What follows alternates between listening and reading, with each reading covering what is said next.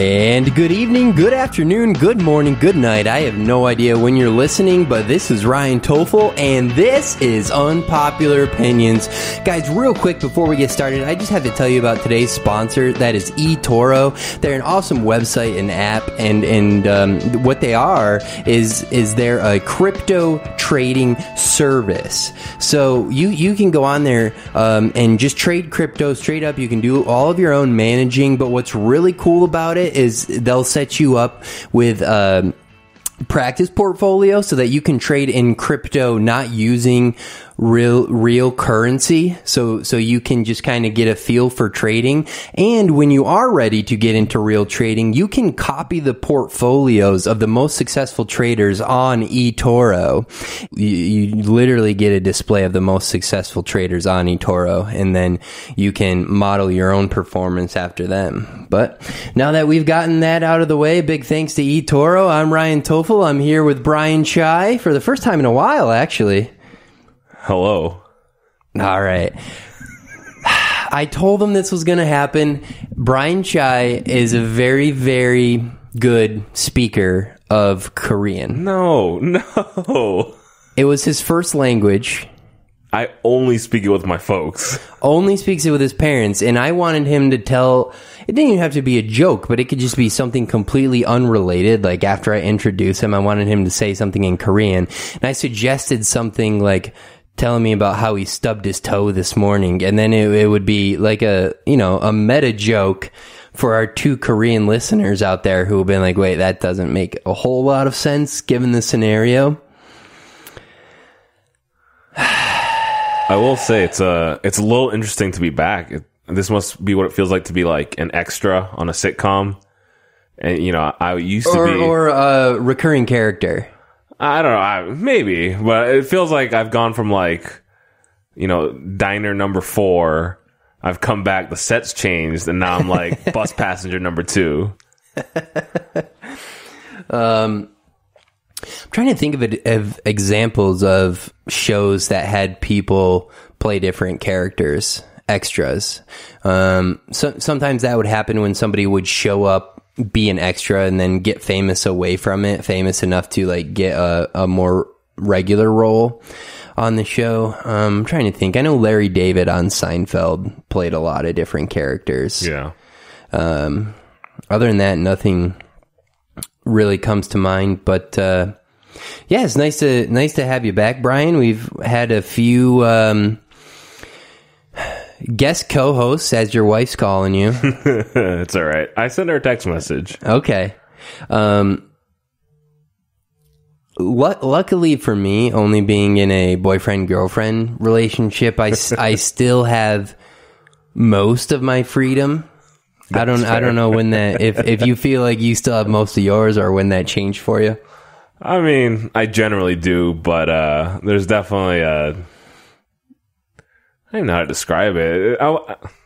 She's not going to be upset with me. Yeah. But, it's just, yeah, you have less time to yourself. I'll put it like that. Right. I'm guessing, whenever you're coming over for a WWE pay-per-view, and then you say, yeah, I told the wife to frick off. I'm guessing that's not exactly what you said to her. Not in as many words. Right, yeah. But I mean, I'll do that too when you're asking very nicely for permission to do, like, hey, would you mind if I yada yada yada did this with my friend tonight, or something like that. And then by the time you're with your friend, you're like, yeah, I had to tell the girlfriend to frick off. But that's not quite how the conversation originally transpired. Not quite. Well, Bryan Chai, we were just talking a little bit about emulation in video games. You have any experience with that? Very little. Look, I mean, I was like every other broke college kid, because especially when I was a freshman, I didn't even have a TV. I just took my laptop and some clothes, and I was, going from Hawaii to Tucson's kind of a big change. Yeah. So, I loaded up my laptop with ROMs and emulators, and that's pretty much how I got through like the first semester of college. What's So now you're located closer to Phoenix. What's some differences between Tucson and Phoenix? Because when I didn't live in Phoenix, for someone who lived in New York, Phoenix and Tucson were kind of like almost like Minneapolis and St. Paul, where they were kind of like interchangeable. They're like a Twin Cities type thing. Now that I live in Phoenix, I've never been to Tucson, but I have a little bit better grasp of the geography around here. I realize that they're 2 hours apart. Yeah. Not like 45 minutes like Minneapolis and St. Paul are. I mean, where we're at, like North Phoenix is nice. It's nicer. I think downtown Phoenix is still pretty sketchy. And most of Tucson's sketchy. It's most of Tucson is sketchy. Yeah. So is it like a metropolis there? Like, are there like skyscrapers in Tucson, or just like okay corrals? More okay corrals. I mean, there is like a downtown area with tall buildings, but I mean, it's Tucson's basically a college town. Like when University of Arizona is out of school, Tucson's dead. Yeah. Like, there's no one in Tucson.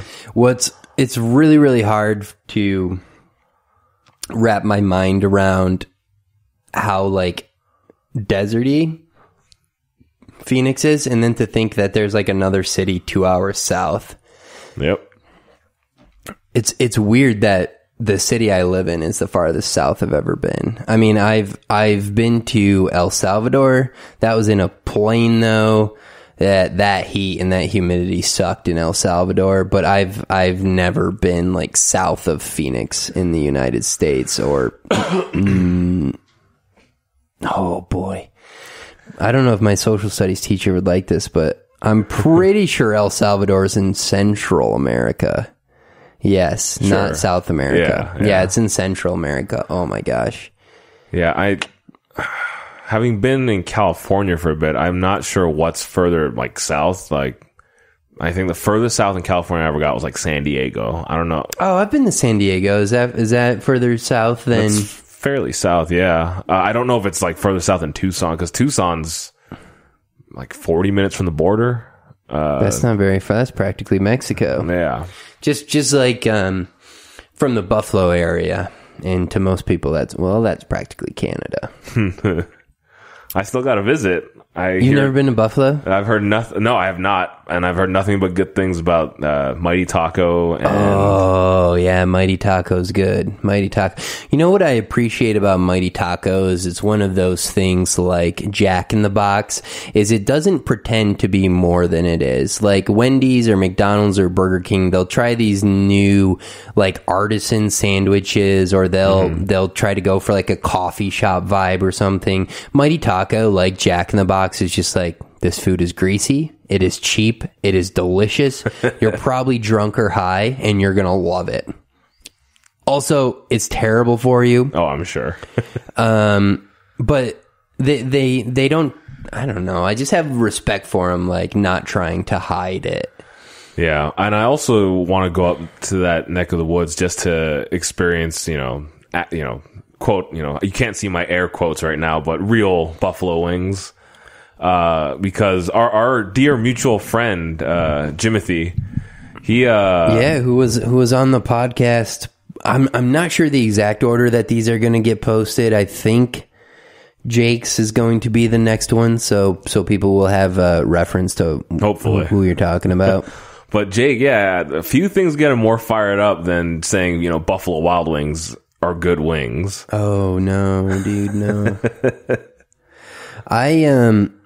I've never been to Hooters, and I think I remember hearing that they like changed their recipe, but from a very, very, very passionate wing enthusiast, I had heard that at least old Hooters wings were about the best you could get. But yeah, to be honest, nothing, and I honestly, I don't know what it is. I know that in the Buffalo area, the wings are usually like fried and stuff, and then like put on a grill for a few seconds on each side, so they'll get like a little crispier. Also, I think the blue cheese being served with the wings really helps Buffalo area wings get an edge over their ranch counterparts. Yeah, I don't use dipping sauce for my wings at all. So funny, I'm bringing up Jake again. The first time we ever got wings together, the person asked me, ranch or blue cheese, and I just said ranch. Like, I wasn't going to use it. Like, I don't care. And when I said ranch, Jake looked at me like I just kicked a baby. Yeah. Like, he was horribly offended. Yeah, he had that the same face that Mr. McMahon did whenever Stone Cold would give him the finger. Just where he can't contain himself. Speaking of that Mr. McMahon face, we saw that at the WWE most recent pay-per-view, and to be honest with you, that maybe since I've gotten back into wrestling, consistently watching new pay-per-views, that was probably the best one I've seen. Yeah. I mean, minus the inexplicable wormhole where we just missed 2 matches. Yeah, so you don't have to care about wrestling at all to appreciate this, but what happened was Bryan and I were watching this WWE pay-per-view, and the second match came on, and then I think maybe 2 more went on after that, and then all of a sudden when it came back from commercial, which WWE does on their pay-per-views, because to watch the pay-per-view you're just paying for their subscription. It's not quite a pay-per-view. It would be like if something was a live event was exclusive to Hulu. You have to pay per month, and then you still watch commercial. The lower. Anyways. After 4 matches or something, we start seeing a match that we've already seen. And we're like, what the heck happened? And then so we looked it up online, and matches that we never saw on the TV had already happened. Yep. They were on a different match. We started watching right when it started. So we shouldn't have missed anything. And then what's weird is the pay-per-view was supposed to be 4 hours long. If you go back and watch it on the network now, it's a 4-hour video file. Yep. And ours was done in under 3 hours. Something happened. I don't know what, but something happened where time just didn't seem to function properly. Right. Because the second match that we saw was actually the 5th match that happened on the card. I don't have any idea, if it... Unless this show was on an hour delay, how were what we seeing on the TV? How had that even happened yet? Yeah. Yeah, so to clarify, we did go outside. We watched the first match inside, and then we stepped outside to watch it on your Roku outside. Yeah, but we did have the event going on both TVs, and you have to take your eye off the television for maybe 5 seconds. Yeah. To go from, so, sometimes we want to, I'll pack my pipe and light up a little pipe on the porch, or, we'll enjoy a cigar, maybe a little Black and Mild or something like that because it's too hot for a full-length stogie. We'll switch between the living room and the porch. But they're literally connected. There's just a glass door that you walk through, and it takes the amount of time that it takes to walk 10 feet. So that is the maximum amount of time that both of our eyeballs would have been off of the screen. And yet somehow we missed an entire match. Yeah. Yeah, I don't know. And I texted you about it the next day. Once I figured out that we were even done watching it before it was actually I just don't understand. I don't because we eventually got back on track, right? Yep. But we saw the main event came on our TV literally an hour before it was supposed to happen or should have happened. Yeah. Because it still felt like it ended really early for... Yeah. So on the East Coast, it should have started at 8 and ended just before midnight on the East Coast. Yeah. And we watched the final event shortly before 11. Yeah. It was bizarre. I don't know how else to explain it. I mean, All I remember was taking note of the time, and I was thinking that was a little shorter, but it didn't, I don't know. I don't think that night we realized that it had actually ended an hour earlier than it was supposed to.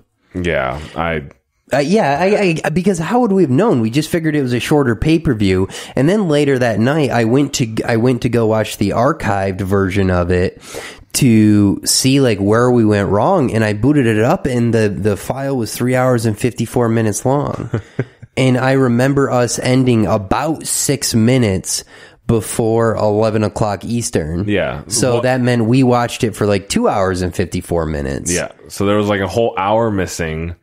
We don't know where it went. Yeah, we don't know where it went. And also, the hour that we were missing happened toward the beginning of the pay-per-view. So we were watching the fifth match only like 20 minutes after the thing would have started, which we watched the main event like an hour before it should have happened in real. I have no idea. My brain's gonna explode, and I'm not even explaining it properly because it's just like so weird. Yes, I have absolutely no idea what could have happened. Yeah, it was. I mean, but to be clear, not to detract from the event itself, like you mentioned earlier. Time warp notwithstanding. Yeah. Definitely one of the better shows you and I have ever watched together, I think. Oh, yeah, for sure. It's probably the best one I've ever seen. Not live, because I wasn't actually... The best one I ever seen as it happened. Yeah. Or... Yeah, because I mean... Yeah, I guess live would be the right word, and then the way we would separate that from going to the event would be live versus in person. Yeah, because we were even talking, like... Before that, the best wrestling show you and I may have watched may have been All Elite Wrestling's like first pay-per-view, because that show's really built around one awesome freaking match, the Rhodes brothers. Yeah. You never see blood like that anymore in a match. No. It was crazy. Like I think as good as everything from ECW, that is probably the best match I've ever watched live, was Cody versus Dustin. And I think that it's maybe there's a little more to it than just like the action that happened in the ring. I mean, Goldust was my favorite WWE wrestler for years. I think it's awesome that he was never like the guy in a company. Like, he wasn't Hulk Hogan, he wasn't Undertaker, but he's just been around for like literally 30 years. Like, yep. he like I have Super Nintendo video games where he is an active wrestler in it, and that's just like from like 92 or 94 or something. That is insane. Like, think about. I don't think that anyone in the NBA currently was on a Super Nintendo video game. Oof, probably not. Because I think Kobe Bryant was the last one. He came in, a year before Dirk and Vince Carter. What about Garnett? When did Garnett retire, KG? Same year as Kobe, so that would have been 2016. 2016 was a freaking great year in the NBA. That was when Aaron Gordon went nuts in the dunk contest. That was Kobe's final year. That was Kevin Garnett's final year. That was when the Warriors set the all-time record for wins in a season. They fell down 3-1 against the Thunder and then came back. And then LeBron fell down 3-1 to them in the finals and came back and brought Cleveland its first championship ever. That was a good year. Yeah, I think it's funny that you brought that up, because like a couple days ago I was just randomly so like real quick background, the background desktop theme I have on my desktop is a CM Punk, best in the world little background, and it was from the Chicago show where he first beat John Cena in like 2011. And I looked at the date, it was July 2011, so the NBA Finals had, ended like maybe a month ago. And right. I thought about it, and I was like, dang, it was the ascension of one of my all-time favorite pro wrestlers and the Mavs' first title. And that was like, that was in one summer. And I was randomly thinking to myself, that was a freaking awesome summer. Good summer. Also a good pay-per-view recently that for some reason we refuse to actually get into why. But I think for me it was the Undertaker. Yes. I mean, because he recently came back at one of these Saudi oil money shows. Blood money.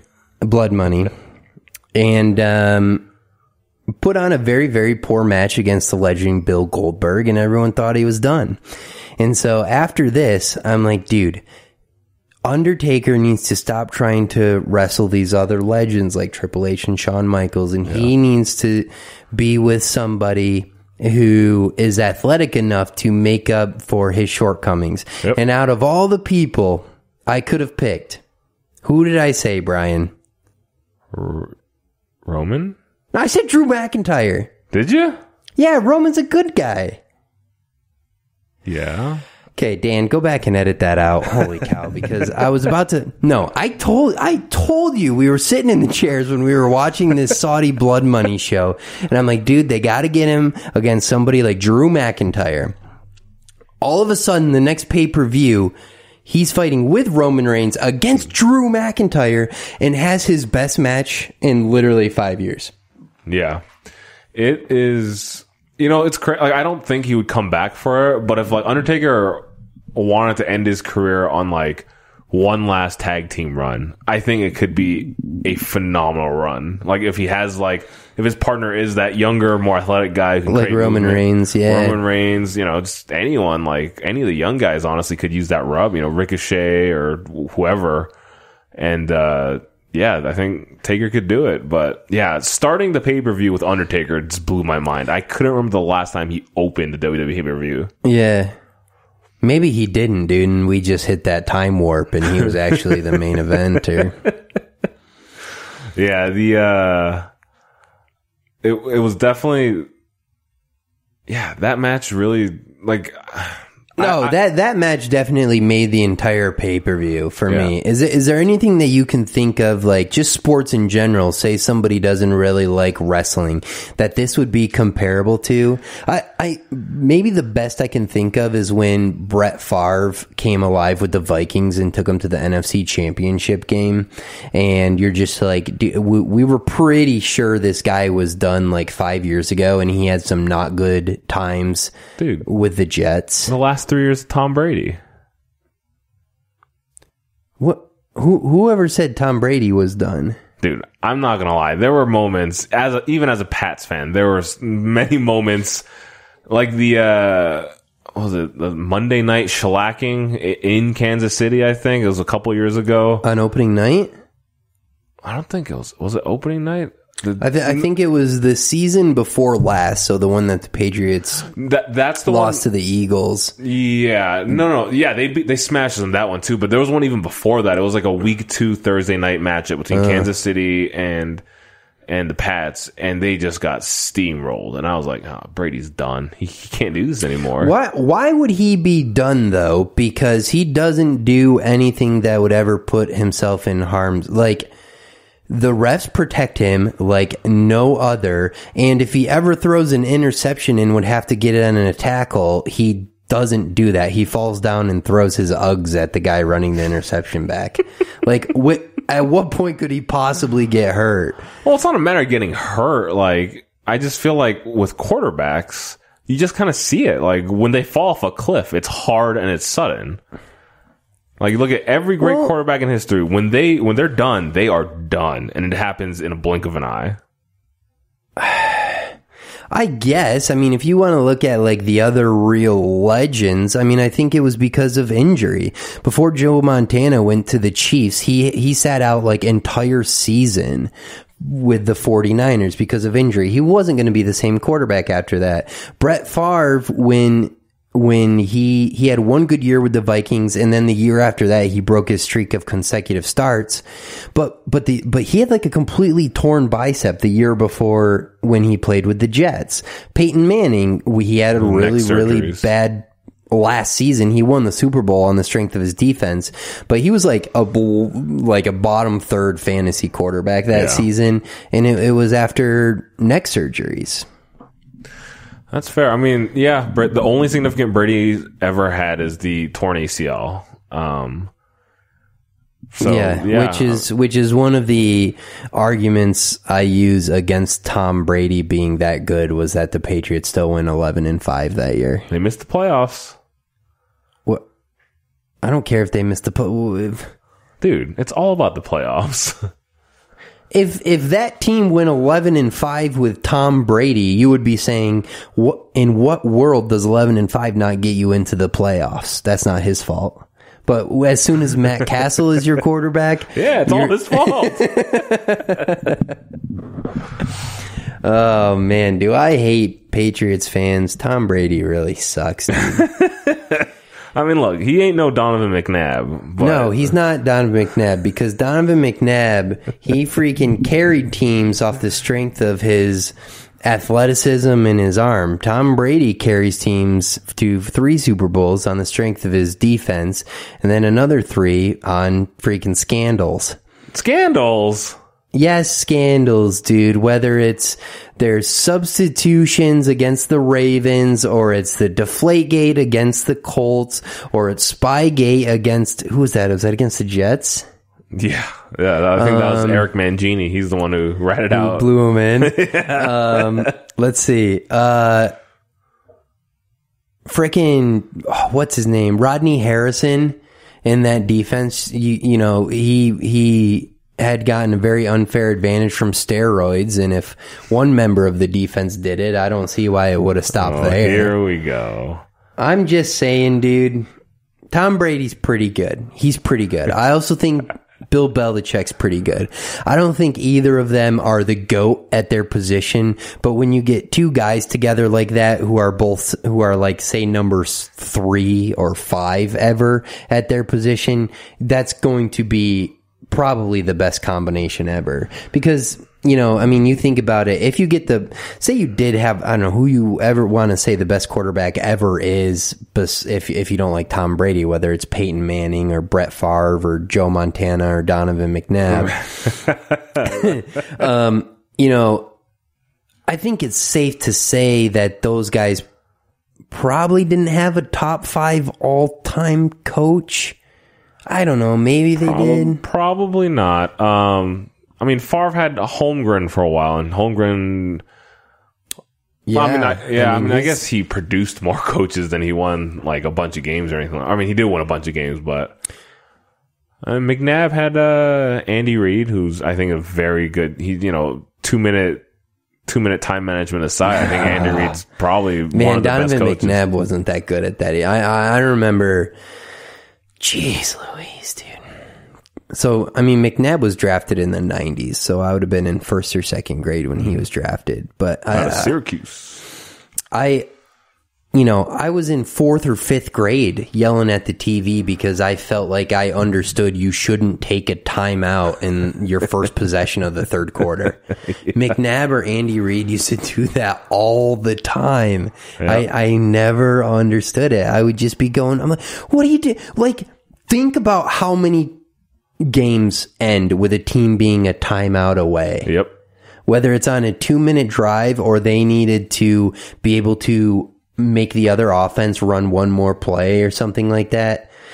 Oh, timeouts early in the half just drove me nuts. Yeah, and I've always wondered about that, like, just from I'm sure some advanced analytics guys already looked into this, but just I imagine it's more harmful to your team to burn a timeout in that situation than to lose 5 yards and get another crack at the same down. You're not losing it down. I really don't know what McNabb would have been looking at in the secondary. Is like, in his mind, he's like, oh, the only possible outcome of this defense versus this offense is like a sack fumble returned for 6 points. Like, because that's about where short of a turnover, just run the play. Yeah.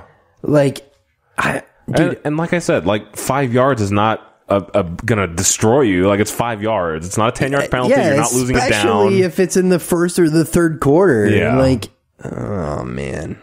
Oh, look on the bright side, dude. You guys freaking beat the Patriots in the Super Bowl. There's not too many teams that can say that they've done that. No, they also... lost to the Patriots in the Super Bowl, but I have no doubt in my mind that if Terrell Owens was 100%, that the Eagles would have won that Super Bowl. He came back and had a very, very, very good game in the Super Bowl. Yeah. Like literally months before he should have even been running on it. Yeah, I will say I am not a huge T.O. fan. Like I think he's just a terrible teammate.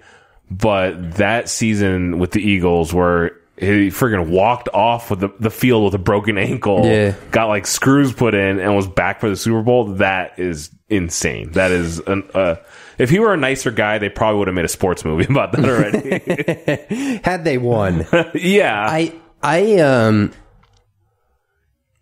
Boy, what, like, I guess I don't really watch like ESPN or anything like that, but do you? And if so, are people talking about Klay Thompson coming out on his torn ACL to shoot those free throws?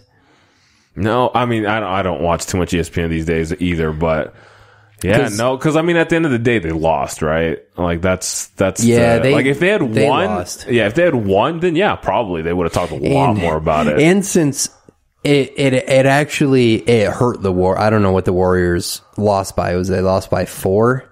Yeah, it wasn't a blowout. But so what Klay Thompson came back to shoot the free throws, because if he would have not shot the free throws, he wouldn't have been able to come in the rest of the game. So he's like, oh, I don't want that to happen. So he goes out to shoot his free throws, but then he can't play defense because his knee's all busted up. So the Warriors have to foul the Raptors, who then make the 2 free throws. So it was, and then Klay never came back into the game anyway. So like he would have been way better off letting somebody else shoot the free throws. It would have saved Golden State 2 points, or prevented the Raptors from getting those 2 points. Yeah. And, so he actually hurt his team with that heroic display running out of the locker room on a torn ACL. It's going to be, I will say I'm a huge NBA guy anyways. I'm always excited for next season, but next season, I'm actually really looking forward to it without a clear cut, like, juggernaut. Yeah. For some reason, I don't absolutely hate the Golden State Warriors the way that I hate the Patriots. I think it's because the Golden State Warriors have been proven to cheat a lot less. So I don't know. I think I'm kind of gonna miss it being like the league against Golden State. Yeah, I mean, I think it's fun for periods because I mean, you were still pretty young then, but like when Shaq and Kobe were just running the league in the late 90s, you know, it was a lot of fun. It was everyone versus the Lakers, and you know, pulling for, I couldn't care less about the Sacramento Kings, but in the early 2000s, like, go Kings, like, beat the freaking Lakers.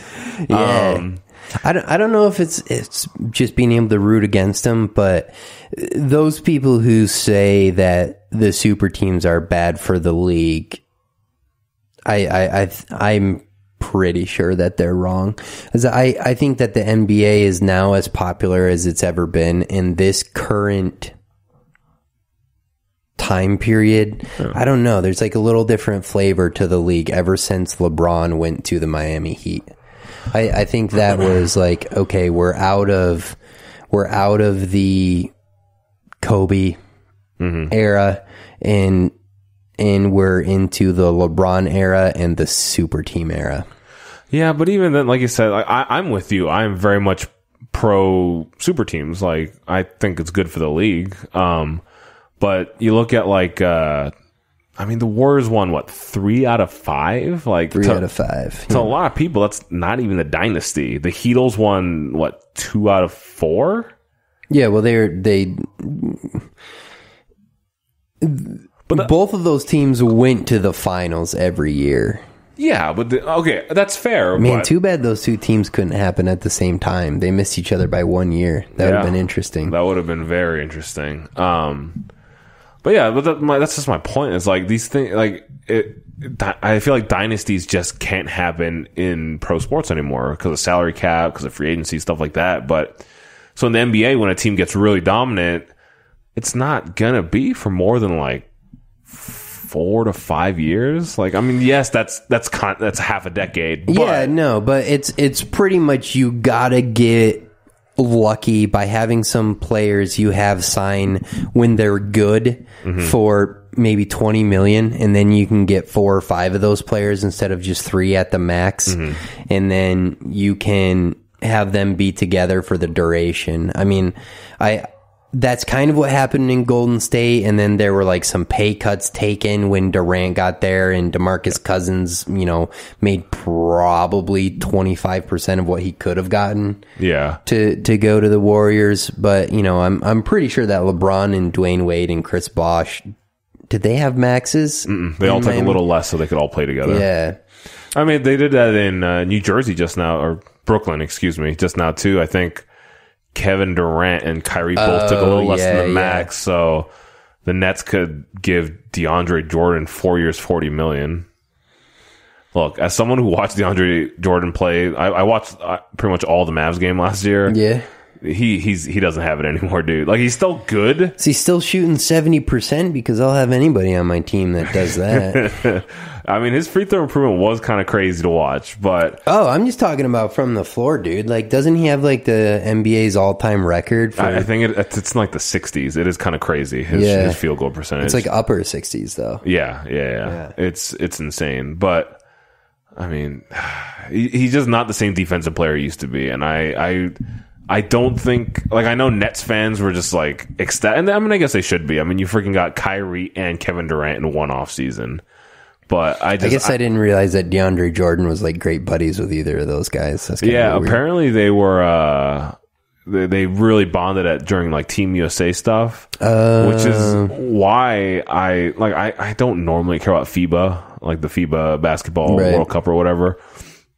But I actually have been kind of keeping up with the news about like the invites and the players, like the young guys that are on Team USA. 'Cause it's like, you can almost get like a preview of like future super teams. Except for Devin Booker, not invited to any of that, if I'm not mistaken. Right? Really? That's surprising. I don't think he was.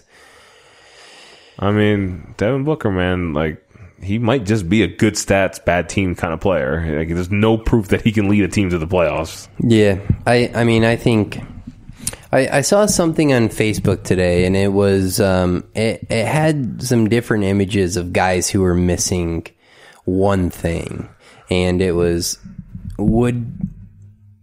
if all of a sudden Devin Booker turned into a perimeter defender like Jimmy Butler or Kawhi Leonard, would he be one of the best players in the league, or at least one of the best players in this meme I was looking at? There was 4 of them. Oh, the other one was that I thought had a chance would be like, what if the Jazz center, Rudy Gobert, if all of a sudden he developed an offensive game like Joel Embiid. Oof, that's a terrifying thought. Rudy Gobert with an offensive game like Joel Embiid, or Devin Booker with a defensive game like Jimmy Butler. Which one's better? I'd probably go with Gobert, just because you can't teach size, and that's. Okay, all right. Speaking of Embiid, I've been noticing people have been roasting him on social media lately. They poking fun at the man's weight a little bit. I mean, he does have a little bit of punch. He's a big dude. Joel Embiid's getting fat? Look, I'm not saying that he is. I'm just saying this is what I'm seeing on social media these days. I can't stand social media making fun of. Every time I go home, dude, whether it's my mom, my grandma, or these people I thought were supposed to be my friends. Oh, you've gained weight.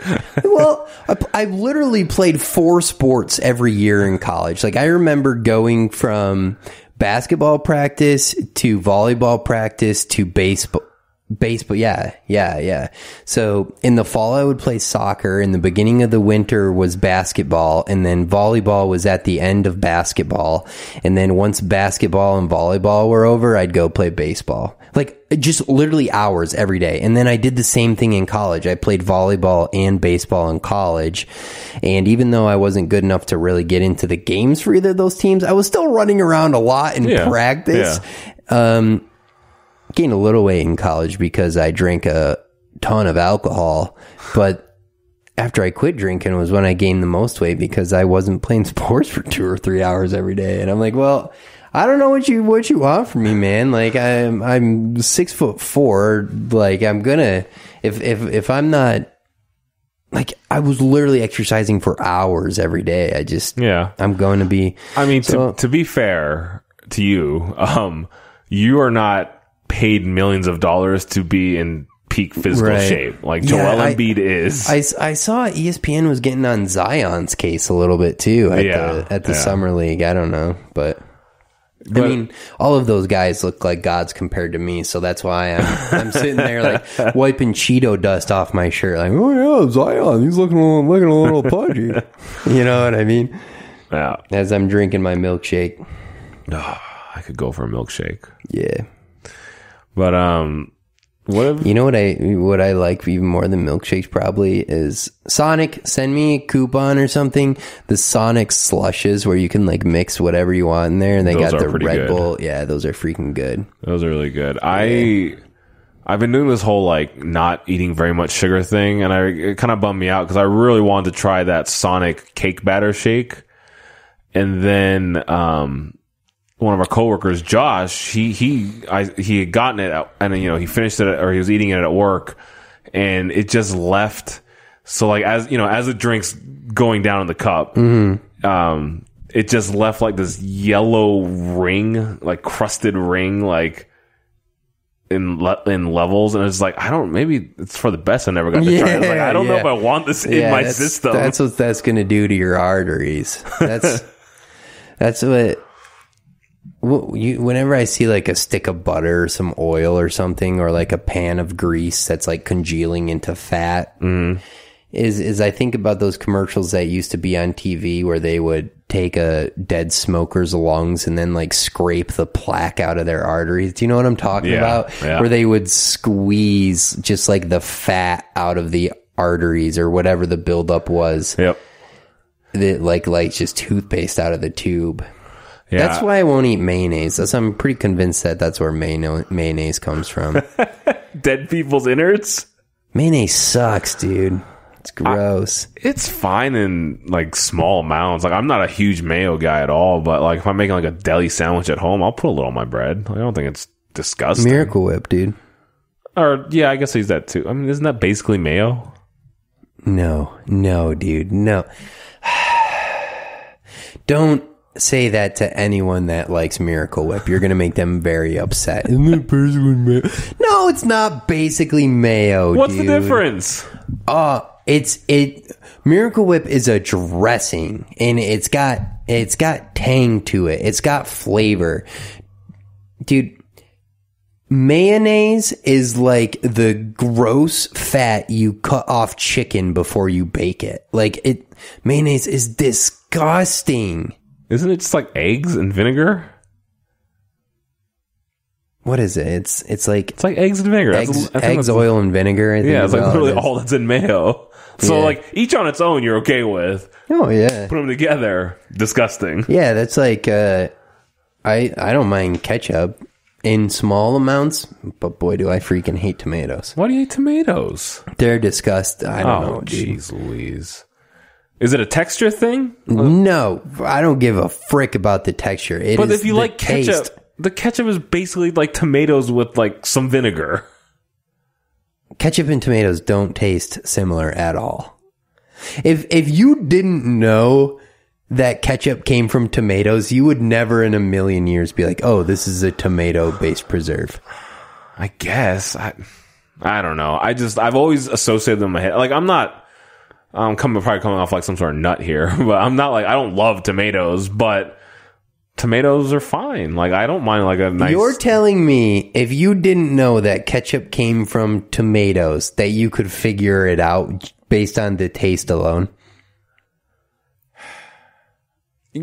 You're probably right. You're probably right. I don't think I would. You're probably right. Oh man, this is going to be mine and Brian's first show without video. That was something we needed video for. Was how hard you were thinking. It was like you're trying to answer an SAT question. Like you did not want to get that one wrong. You were racking your brain for every bit of tomato and ketchup based knowledge you had. That was some of the hardest I've ever seen you think. That was impressive. Yeah, well, I try. Sega Genesis Mini coming out soon. Yeah. What are they calling it? Is it a Sega Genesis Mini, Sega Genesis Classic? Do you know? I actually have no clue. You gonna buy it? Maybe.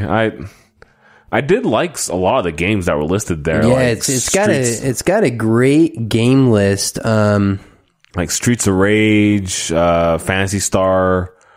All the Sonic games are pretty solid. Did you get either or both of the Nintendo Mini consoles? Nope, I actually do not own a single mini console. The closest I came was when I saw the PlayStation Mini on sale for $15. But then I looked at the back and I was like, man, this library sucks. Yeah. I don't need to spend $15 on this. So, Sega Genesis Mini, Echo the Dolphin, Castlevania Bloodlines, Space Harrier 2, Shining Force, Dr. Robotnik's Mean Bean Machine, Yeah. Toe Jam and Earl, Comic Zone, Sonic the Hedgehog, Altered Beast, Gunstar Heroes. Some people would say Gunstar Heroes is like a top 10 game ever. A lot of people love it. There are some people who would say that that's better than any Sonic game. I think Gunstar Heroes is the best game on the Genesis. It's really, really, really good. That's very fair. I mean, as a JRPG nerd, I want to say like Phantasy Star like 4, I think might be the best game on Genesis. But yeah, Gunstar Heroes, I mean, gameplay is king, and Gunstar Heroes just nails gameplay. Yeah. Nails it. I think Sonic's okay, but I played Mario first, and you can't really play Sonic like you play Mario. No, two very different games. Or types of platformers. Sonic the Hedgehog 2, Earthworm Jim, Castle of Illusion starring Mickey Mouse, World of Illusion starring Mickey Mouse and Donald Duck. Those are, I don't know if Castle Illusion, I don't think it's co-op, but Mickey Mouse and Donald Duck World of Illusion is co-op. That'll be a really, really good one for anybody who wants to try to get someone else into games. Yeah, those are good games. Thunder Force 3, Super Fantasy Zone, Shinobi 3, Return of the Ninja Master, Streets of Rage 2, Contra Hardcore. Oh, it's spelled CORPS, but the pun is like hardcore. Yeah. Like, okay. Yeah. Landstalker. This is the one I'm most excited about. Mega Man: The Wily Wars. Which is that a remake or Mega Man: The Wily Wars, it was boy, I don't remember exactly what they called it, but they had that cable service where you could like download Genesis games. It was exclusive to that. Like there was, and it may have only been in Japan. Yeah, so you couldn't buy an official like cartridge release of Mega Man: The Wily Wars. Pretty sure what it is it's the first three Mega Man games from the NES remastered into 16-bit, and then after you beat those, you get a new story mission specifically for Genesis. So it's like 4 games in one, but you have to beat Mega Man's 1, 2, and 3. Man, I love my Mega Man. It is not I feel like 2 and 3 have aged very well. Like all the other ones have aged pretty well. I've never really played Mega Man. Not even Mega Man X, which I spent $300 getting all 3 of the games for Super Nintendo. For some reason, I just never really got into Mega Man. Street Fighter 2 Special Champion Edition, Sonic Spinball. That's a rough inclusion. I guess just because it's Sonic, but I wasn't that like the pinball? Their take on pinball, yeah. And it had maybe like 3 or 4 boards with really bad sound. I've never played Crew Ball. I don't know if you've ever heard of that. That was a pinball game, but it was with Motley Crue. It was Motley Crue themed, and so they had Motley Crue soundtrack going the whole time. Phantasy Star 4. Was that what you were talking about? Beyond Oasis. Ghouls and Ghosts, Alex Kidd in the Enchanted Castle, Golden Axe, Vector Man, Wonder Boy in Monster World, Tetris. Yeah, the Tetris. I think that might be like a new version or something. Anyways, Darius, Virtua Fighter 2, Alicia Dragoon, Monster World 4, Kid Chameleon, Road Rash 2, Eternal Champions, Columns, Dynamite Heady, Strider, Light Crusader. I played a lot. Dynamite Heady is one of those random footnotes in history that for whatever reason, I think it's just like a matter of timing. I played a crap ton of that game. Yeah, I'm trying to think of some games like Al Unser Jr.'s Road to the Top, I think was that for me. Well, I don't know. What is that? It was, so Al Unser Jr., he was, I think like IndyCar. I don't know. I get IndyCar and F1 and all that. He was one of those weird looking race car drivers, not NASCAR. But so in that game on the Super Nintendo, it was terrible looking back on it, but I thought it was awesome because you started off in go-karts and then you moved up to snowmobiles and then IROC, whatever those are, and then Indy cars. And, it was really, really cool as a kid because I'm like, dude, like I'm playing on snowmobiles and go-karts and you were like progressing like through his career. Terrible gameplay, and Al Unser Jr. just got arrested for like a DUI or DWI or something. But no good. Okay, what was the deal with Dynamite Heady? It was just a dumb action platformer. I just remember thinking the main character was like this mummy guy with no head. Ooh, sounds awesome. Yeah, I mean, it was just like I said, it was just a matter of like time and play. Right. Like I was a kid. Yeah, this was a time where I wasn't buying a new video game like every other month or every other week or whatever. And yeah, just I had it. I was a kid and I just played the crap out of that game. Have speaking of new games and buying new games, have you picked up anything on the Switch lately? Yeah, picked up Marvel Ultimate Alliance 3, which I have not put enough time into because it is a very, very fun game. And then, unfortunately, I probably won't get to play much of it because the new Fire Emblem game drops tonight, as of today's recording, at 9 p.m. or, midnight Eastern time. It unlocks on my Switch. And I am fully planning on just diving headfirst into that game. And you pick those over Super Mario Maker and Crash Team Racing? Yes. That's weird. Super Mario Maker so 2. CTR, number one, I'm never going to get the game. And number two, if I do play it, I'd rather get like stomped by you so I can just go over to your place and play it. Mario Maker, I did struggle. I still kind of want to get it. Like, you gotta go, dude. So the day after it came out, I got it from Walmart and I was gonna buy it at $60 and it rang up as $30. And I was like, this is not the right price. I was trying to be, honest Abe over there. And the guy just told me, well, this is what it's ringing up as. Nothing I can do about it. Nice. So I got, the day after it came out, I got it for $30, brand new, which, I mean, given we've dedicated an entire episode of this show to just like horrible customer service experience you've had, it felt like you were overdue for the polar opposite. Yeah. Oh man, I'm getting upset, dude. Why?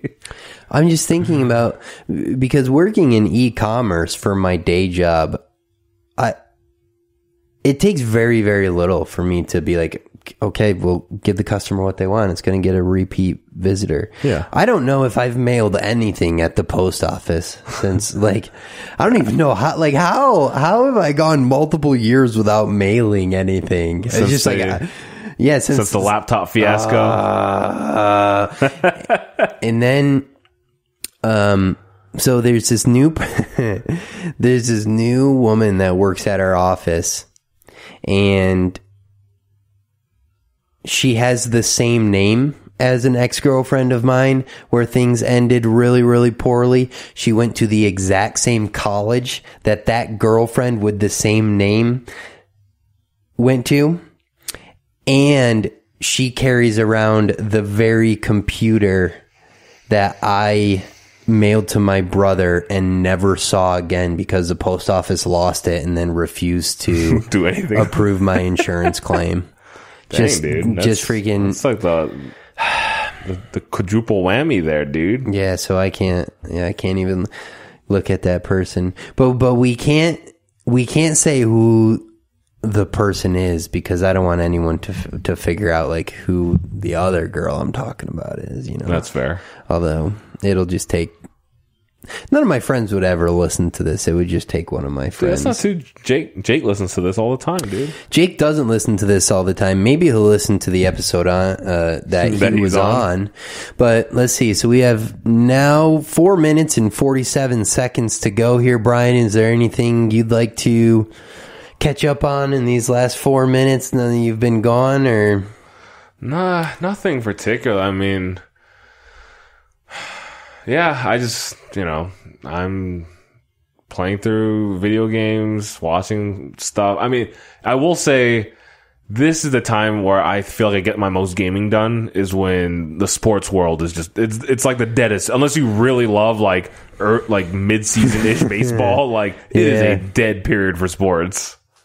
Yeah, I really, really respect like the diehard New York Mets fans that are still watching the games. Yeah, I'm a Pittsburgh Pirates fan, and at this point, like I don't live close enough to go to any of the games. They're 5-7 games under 500 in a really difficult division. Like they don't have the players to compete in the post. Like what? How could I possibly care about game number 90 out of 162? Yeah, exactly. No matter how much I love the Pittsburgh Pirates, no matter how much I love baseball, where I'm from, it's pretty much equidistant. My house to Cleveland Indians Stadium and Pirates Stadium. So where I'm from, you're either a Pirates fan or an Indians fan. I would say the most popular team is definitely Cleveland, but because they've been better more recently. Or do you mean? Yeah, I mean, I guess that would make sense. I mean, one of the two most hardcore Pirates fans I know are my dad and then another guy around my dad's age, who would have seen them be good in the 70s. Yeah. That 1 year where Kutch just kind of... Yeah, Andrew McCutchen won the MVP, but they still didn't make the playoffs that year, I don't think. That they didn't make... I was born in 1992 in June, so then that means when they were eliminated that postseason in September or October, I would have been 3 months old, and they did not make it to the playoffs again until I was 21. I was a senior in college, so yeah, that was... That's crazy. Yeah, that was pretty exciting, though. I mean, when the Pittsburgh Pirates went to the playoffs, I didn't get quite as emotional as I did when my favorite football team won the Super Bowl, because I cried a bunch then in front of many other people. Totally understand. I cried. My wife's only seen me cry like 3 times, and one of them was when the Mavs won the title. Yeah. I cried. Queen is my absolute favorite band, and I cried the last time I saw them in concert, just because I felt so lucky to be there, because I was able to buy the tickets before Bohemian Rhapsody came out, and after that movie came out, every single show on their tour just instantly sold out. And tickets on the secondary market went up to like quintuple or sextuple their face value. And I felt so lucky to be there. And these legends, Brian May and Roger Taylor, who are both 70 years old and could keel over tomorrow. And I get to see them like rocking out. Like, dude, they do not hold anything back. Like, they go hard. That's awesome. And these guys are 70, and then Adam Lambert, who's a little more pop as compared to Freddie Mercury, and believe it or not, he's like way more gay. Like Freddie Mercury was flamboyant and outrageous. Adam Lambert's a little like flamboyant, like his flamboyancy is just based on being gay. Fair enough. Because no one really knew that about Freddie Mercury, but it's still about the same level of flamboyance, and whatever the reason, whether it's just you're doing outrageous stuff, whether it's homosexual or not, like it's still man, that is so good. I love Queen. I love Adam Lambert. I love everything. I mean, I was born after Freddie Mercury died, and Freddie Mercury's probably still just about my favorite person ever. Besides Brian May and Roger Taylor, and because I've seen them perform live, and I just got overwhelmed. That's like awesome. how lucky I was to be there, because 5 years from now we're never going to be able to get to do that again. Probably not. Until holograms. Totally perfect holograms. Yeah, like Tupac and Snoop Dogg, was it? I don't think Snoop Dogg's dead. No. Oh, at a yeah, Snoop Dogg yeah. concert, a hologram of Tupac. Yeah, it was tripped me presented. out. Last time I was in Vegas, me and my wife went and saw like the Michael Jackson Cirque du Soleil show. Okay. And there's a bit where like hologram Michael Jackson's dancing with these people on stage. It was just, the show itself was fun. Like, I like some of Michael Jackson's songs, but like that particular bit was still just kind of jarring to see, like a dead person dancing with people. Because I really have no idea how they do that. Because if it's like light from above, then how come you can't see the light on the other side of where the hologram should be? Yeah. Anyways, it's over my head. Over my head too, just like everything else we've talked about in this hour. But I'm really happy you were able to stick with us. I'm Ryan Tofil. That's Bryan Chai. We're going to wrap it up really quick here. 1 hour and 1 minute. That's Unpopular Opinions.